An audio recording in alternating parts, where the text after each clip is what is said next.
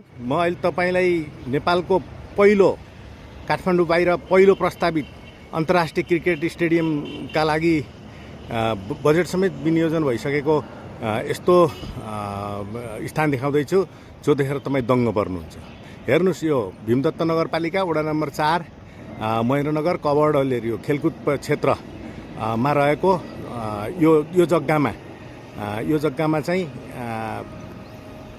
नेपाल सरकार, राष्ट्रिय खेलकुद परिषद लगायतले 2072-73 नै यसलाई चाहिँ नेपालकै पहिलो क्रिकेट स्टेडियम, अन्तर्राष्ट्रिय क्रिकेट स्टेडियमको रूपमा प्रस्तावित गरेका थिए र यसको लागि सुरुमा एकपटक 65 करोड रुपियाँ पनि विनियोजन भइसकेको थियो। तर अहिले यसको अवस्था यस्तो छ।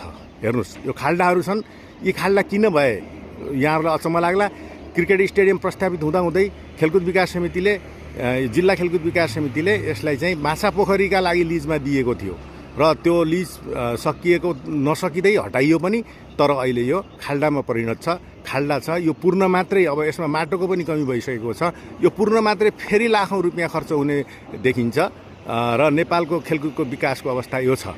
सबैको ध्यान आकर्षण होस्, नेपालको पहिलो, काठमाडौँ बाहिरको पहिलो अन्तर्राष्ट्रिय क्रिकेट स्टेडियमका लागि प्रस्तावित यो ठाउँको हाल यो छ।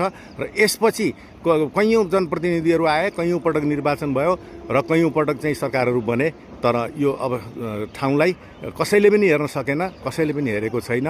र यसमा के गर्ने, अब चाहिँ हामी सबै स्थानीयवासीहरू मिलेर एउटा छलफल गरेर यो स्थानलाई चाहिँ साँच्चैकै एउटा उर्वर खेलकुदका लागि उर्वर भूमि बनाऊ। स्मरण रहोस्, महेन्द्रनगर आफैमा नेपालको क्रिकेटका लागि एकदम उर्वर भूमि हो। यहाँका खेलाडीहरूले नै राष्ट्रिय टिममा डोमिनेट गरिरहेका छन्। धन्यवाद।